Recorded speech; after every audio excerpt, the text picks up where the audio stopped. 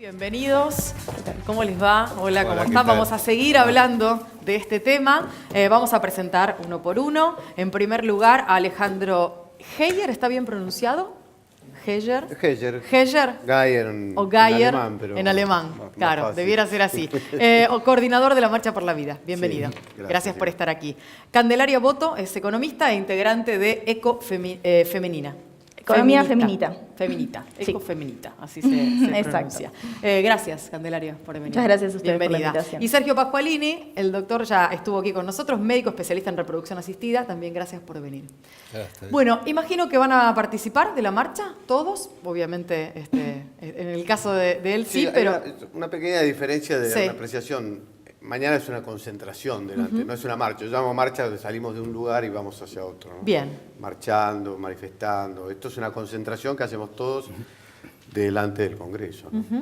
En la que, por supuesto, esperan una enorme convocatoria, imagino. Sí, por lo que tenemos entendido, por parte de lo que nosotros del lado nuestro, están ya llegando montones y muchísimos colectivos y toda la noche están viajando de todo el interior del país. Candelaria, en tu caso, obviamente estarás ahí. ¿Y cuál es la expectativa? No, la verdad es que esperamos muchísima gente. También está viniendo gente de todo el país. La campaña nacional por el derecho al aborto se organiza en todas las provincias y en varias regionales, así que están viniendo compañeras de todo el país y también de organizaciones feministas y de derechos humanos. Así que la verdad que esperamos una jornada de fiesta. Va a haber bandas todo el día, va a haber distintas actividades de paneles, también aprovechando esta instancia como una instancia de formación, que es algo bastante característico del movimiento feminista. Así que la verdad que estamos muy emocionadas y estamos muy esperanzadas de conseguir esta media sanción en pos de todas las mujeres y personas con capacidad de gestar. Doctor Pascualini, le hago la primera pregunta relacionada con todo lo que fue el debate, ¿no? Los más de 700 expositores que hubo, entre los cuales usted también estuvo participando en el Congreso. ¿Qué es lo que puede contarnos como resultado de lo que se escuchó, ¿no? Digo, nosotros estuvimos con usted en el inicio de este debate y ahora que ya ha concluido, han pasado todos los expositores, ¿qué es lo que puede contarnos como resultado de todo lo que escuchó? Primero, a la marcha yo no voy, o a la concentración. Voy a estar esperando el resultado en el instituto. Pienso que salga lo que salga, ya se ganó, porque es algo que el debate se presentó. Si no sale ahora, saldrá en algún momento. Y se va a instalar la famosa, o se va a comenzar a trabajar con la famosa Ley de Educación Sexual.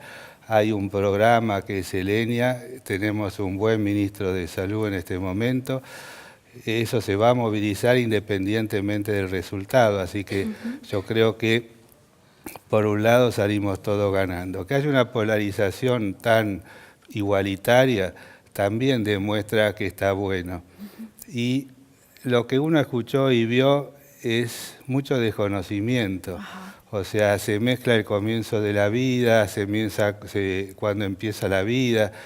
O sea, que desde el punto de vista de la definición de la ciencia, eso no es una definición de la ciencia, es cuando empieza el nuevo ser humano, y eso es elemental, cuando se junta el espermatozoide y el óvulo. Dentro de poco también vamos a tener que legislar qué pasa con los clones, porque ahí el espermatozoide no interviene. Pero eso es lo mismo que pasó con la Constitución de Vélez Sarsfield, que no contemplaba la fertilización in vitro. Es decir, las cosas siguen avanzando y en todo esto está la cosa comparada. En ningún país donde se legalizó o se despenalizó el aborto aumentaron los abortos, sino que en general bajaron, así que tampoco hay que tenerle miedo. Hasta se puede decir que es una ley prohibida si uno quiere. Y fundamentalmente en el lado de los pobres, que a mí en mi carrera me tocó estar del lado de las guardias donde veíamos las complicaciones, después ahora en el lado de los que buscan el embarazo, muchos o algunos que no lo logran como secuelas de lo que hicieron en su momento. Es decir, si uno busca fundamentalmente a los pobres, yo lo que veo acá le quitaría en lo personal lo de gratuito, porque gratuito tiene que ser para el que no puede, en los hospitales y eso. ¿Por qué? Porque los financiadores con un sistema de salud colapsado, tampoco tenés por qué sumarle al programa médico obligatorio la interrupción de un embarazo que no es una enfermedad. Ahora vamos a seguir, doctor, con usted. Desde el punto de vista economista, Sí, la situación. un poco que quería acotar a eso. Yo también tuve la oportunidad de representar a Economía Feminista en el Congreso y llevamos un poco los números de esto. Y la realidad es que todos los abortos que se realizan hoy en día en nuestro país, que se realizan en malas condiciones y que terminan llegando al sistema de salud, también son un costo para el sistema de salud. Y si bien hay pocos análisis estadísticos específicos de Argentina, sí hay de la región de América Latina. Hay un estudio del Institute Gottmacher que dice que este costo ronda entre los 120 y 400 millones de dólares al año, este costo de abortos mal hechos que tienen que ser atendidos en los hospitales. Entonces, en ese sentido, no entendemos que sea un aumento en el costo de salud el hecho de garantizar esta práctica de forma gratuita. Y entendemos que es muy importante que sea gratuita porque hoy en día un aborto cuesta entre 3.000 y 40.000 pesos, dependiendo mucho del territorio y de la forma, sí. Y estamos en un país donde el 75% de las mujeres gana menos de 12.000 pesos. Entonces, en un contexto de feminización de la pobreza y donde estamos en peores condiciones en todos los indicadores económicos, es muy importante que el Estado garantice esta práctica para resguardar nuestros derechos y nuestra integridad física. Ahora vamos a hablar de otros números que tienen que ver con los votos y demás, pero quiero preguntarle a Alejandro cuál va a ser la postura si, por ejemplo, mañana termina saliendo la media sanción en la Cámara de Diputados, digamos. ¿Cuál será el camino a partir de ese momento? Seguiremos marchando. Las marchas han sido una manifestación voluntaria de millones de personas a lo largo de todo el país. Nosotros empezamos con las marchas el año pasado, la marcha llamada Marcha por la Vida. Yo vengo de Italia, después de haber vivido 20 años, donde participé hace muchos años, hace 8 años, 9 años, pues este fue el 9º. Se empezaron con las marchas en Verona con 800 personas y la última de Roma casi 50.000 personas. Es decir, va creciendo la toma de conciencia de lo que es el aborto. El año pasado hicimos una marcha y este año ya hicimos 2 acá en la capital, con todas las repercusiones de todas las marchas que se hicieron en la República Argentina. Y la pregunta que me hacen muchos medios es decir, ¿por qué fue tan exitosa, vamos a ver, por qué tan concurrida las marchas, ¿no? En Córdoba, en Salta, en ciudades pequeñas, casi toda la gente en Suncho Corral, en Santiago del Estero, en el sur de la República Argentina? Y porque desde que se abrió el debate, la gente, quiera o no, prende la televisión y se empieza a informar, empieza a ver de qué se trata, que es lo que, estoy de acuerdo con el doctor, falta mucha formación, información y educación. Entonces, la gente vio que se trataba de una cosa muy seria, sumamente seria, y también empezaron a ver que las propuestas de leyes que se habían presentado era una cosa que a la gran mayoría de los argentinos no les convenció y salió a manifestarse en contra del aborto y a favor de la vida, ¿no? Decía la gran mayoría, y la verdad es que uno cuando analiza los números se ve que está muy dividido, casi diríamos 50 y 50, ¿no? Tenemos datos incluso de últimas encuestas. El problema de las encuestas es que siempre son las encuestas, los que fueron encuestados y generalmente fueron hechas en áreas urbanas, principalmente en la ciudad de Buenos Aires y conurbano. Desde el punto de vista comunicativo, generalmente en este caso uno consume la información de acuerdo a los dogmas previos, en estos casos tan puntuales. Claro. O sea, si hay mucha gente, que coincido que las manifestaciones al interior han sido masivas, sí. Puntualmente quiero creer que sigue cumpliendo con el principio básico de la comunicación, que en casos extremos las creencias previas influyen más que la información. Uno empieza a informarse en las vías de ratificar más la postura propia. En todo caso, los indecisos es el terreno más interesante de analizar si hubo cambios o no. Claro, y en ese caso quiero preguntarle a nuestra invitada si Candelaria tiene o han tenido ustedes la oportunidad de charlar sobre este tema y saber qué es lo que está pasando por estas horas y cómo se está resolviendo esa situación en el poroteo, como se suele llamar dentro del Congreso. Sí, por un lado creo que cuando hablamos de cómo se expresa la sociedad, bueno, nosotras lo hicimos en las calles y todo, pero bueno, a partir de economía feminista y teniendo como antecedente el Feminindex, que buscar la postura de los candidatos y candidatas con referencia a la agenda de género, el aborto legal era una de las preguntas incluidas. Y en base a eso, cuando se empezó a hablar del aborto legal y de la necesidad de legalizar esta práctica tan cotidiana, es que en febrero, cuando empezó a salir en los medios más masivos, dijimos, bueno, ¿qué pasaría si se vota ahora mismo? Y armamos una planilla colaborativa que la verdad que fue llenada principalmente por el público, y eso también es interesante porque muestra otro tipo de herramienta política a la que se venía usando, que tiene que ver con lo que decían ustedes, con esta presión que sienten ahora los legisladores de tener que representarnos. Bueno, la fuimos completando y hoy en día está casi toda completa. Los números están 119 y 119 a favor, 121 en contra, 2 abstenciones y 15 indecisos. Así que la realidad es que nadie sabe qué va a pasar mañana hasta que se definan estos indecisos, que se van a definir probablemente la mayoría durante la votación. ¿Cómo coordinaron esa campaña de empezar a escribirle directamente a los legisladores? O sea, ¿cómo la impulsaron? Bueno, no, en un principio cuando hicimos la planilla colaborativa desde Economía Feminista, lo que hicimos fue a partir de posiciones públicas, digamos, bueno, la gente encontraba que en un diario tal legislador había dicho que estaba a favor de la legalización o en contra, entonces íbamos recaudando esa información con ese tipo de fuentes. Y después, a partir de eso, surgió como otro proyecto que no es de Economía Feminista, sino de Activa el Congreso, que tiene que ver con esta herramienta de una nueva forma de hacer política, con la posibilidad de tuitear o de llamar al despacho de los legisladores, justamente para preguntarles por qué es que votaban en contra o por qué estaban indecisos de estas prácticas, con todos los argumentos que tenemos de nuestro lado, ¿no?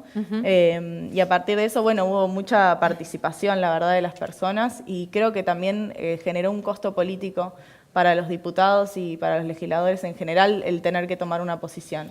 Lo loco de todo esto es que incluso los que estaban en la otra postura también empezaron a aplicar el mismo método sobre los diputados. Sí, usaron otros métodos también que fueron llegando a las noticias, como más aprietes y más lógicas políticas tradicionales, que nosotras no estamos de acuerdo con esas lógicas de apriete, ni mucho menos. Nosotras solo pusimos el Twitter, que es una cuenta pública, y el número de despacho, que es algo que todo ciudadano tiene el derecho a tener. Está en internet, además. Se puede encontrar rápidamente. Scratches En las provincias con los celulares, digamos. Candelaria, ahora vamos a seguir con esta cuestión también, pero quiero proponerles a todos escuchar una de las opiniones que fue de hoy a la mañana en realidad y en presencia en el Congreso, pero el ministro de Salud, el doctor Rubinstein, pasó por el Congreso en el plenario de comisiones, fue uno de los expositores, conjuntamente con otros 2, en este caso ex ministros de Salud de la Nación, y los 3 lo hicieron a favor del proyecto de despenalización. Yo propongo que escuchemos la palabra del doctor Rubinstein y quiero preguntarle al doctor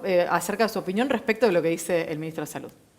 Sea cual fuere el desenlace de mañana, si esto tiene o no media sanción, yo creo que el próximo paso es que nosotros aseguremos, suponiendo que no pasara, que no saliera la despenalización, nosotros tenemos que seguir trabajando en la prevención tanto del aborto como del embarazo no intencional, y tenemos que poner todos los recursos en educación, en anticoncepción, en consejería, en hacer cumplir también los protocolos de actuación en los casos de interrupción legal del embarazo de acuerdo a la normativa vigente. Si tuviera media sanción y pasa al Senado, bueno, ahí veremos, porque en ese caso, si la ley saliera, tenemos que cambiar también todos los protocolos de actuación para ajustarlos a la nueva reglamentación. Doctor Pasqualini, ¿su opinión sobre esto que dice el 110%, o sea, lo dijo muy bien, o sea, no hay nada que le sumaría ni le restaría, porque realmente está bien en el tema y me parece perfecto.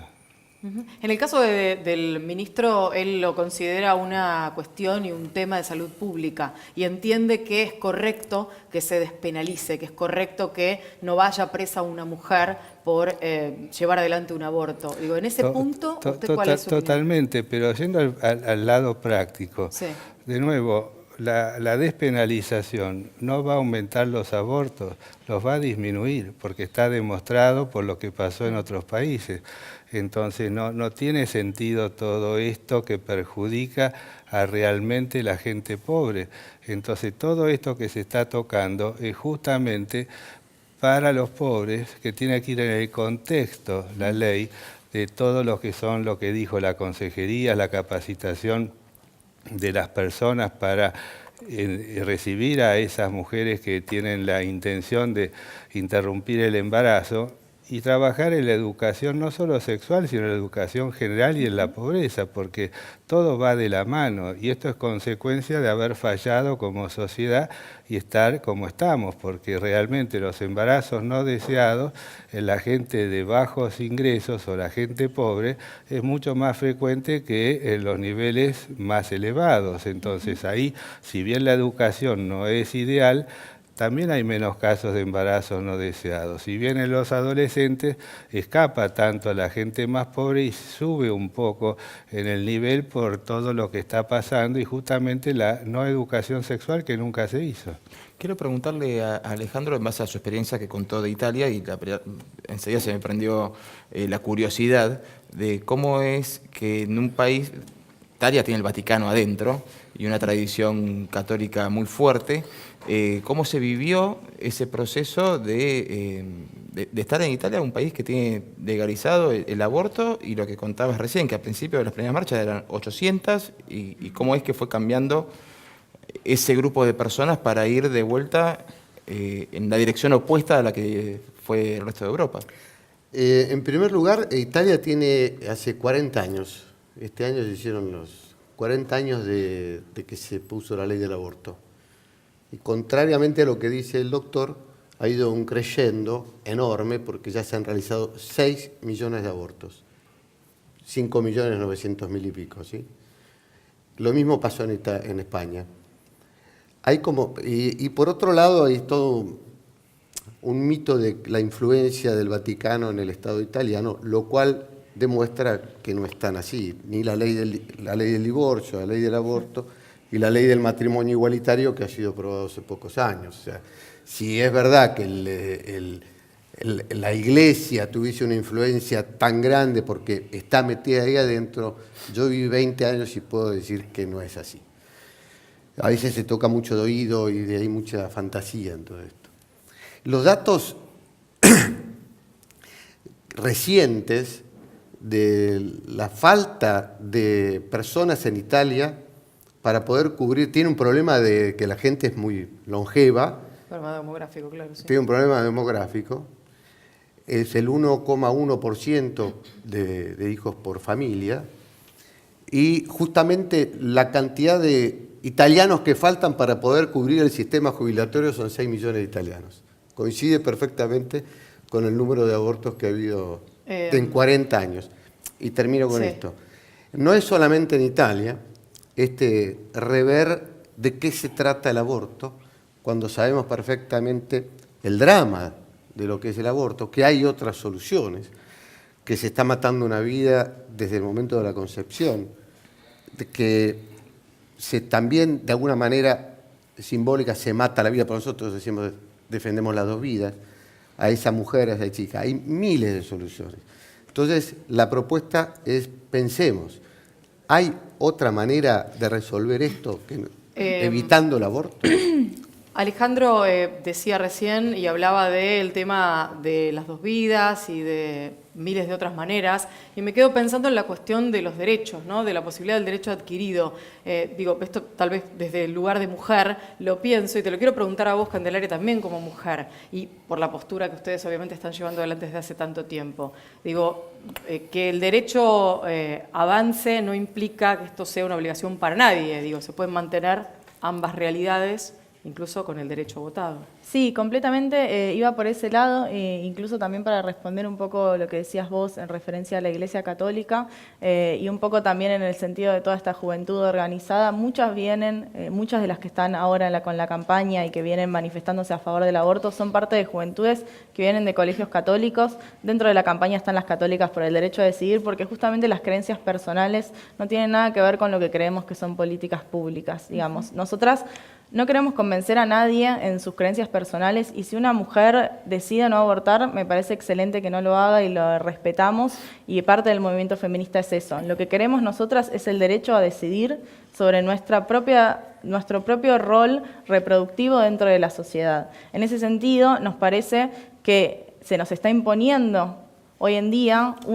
se nos está negando un derecho porque nosotras abortamos igual y la decisión de maternidad la tomamos igual y las que lo pueden pagar, que son muy pocas en nuestro país, lo pagan y nadie se entera, y las que dejan el cuerpo, su integridad física y psíquica son las mujeres que no tienen recursos, que son la mayoría en nuestro país. Entonces me parece que va por ese lado el discurso, y justamente cuando hablaban de esto de los 6 millones que faltaban o no, ¿dónde están las mujeres? Esas mujeres que decidieron no continuar esos embarazos y que probablemente fueron muy felices con esa decisión, no se está teniendo en cuenta, y me parece que un poco el lado de llevar la discusión hacia la vida o no a la vida, nosotras apostamos por la vida y apostamos por la vida de estas mujeres que la están dejando hoy en día. Les quiero agradecer a los tres por haber estado aquí. Es un tema complejo, profundo. Mañana se va a debatir en el Congreso de la Nación, en la Cámara de Diputados. Celebramos la posibilidad de tener este tema sobre la mesa y la posibilidad de que todas las posturas estén allí y que sea, por supuesto, en la mayor de las tranquilidades, en el caso de las manifestaciones de mañana.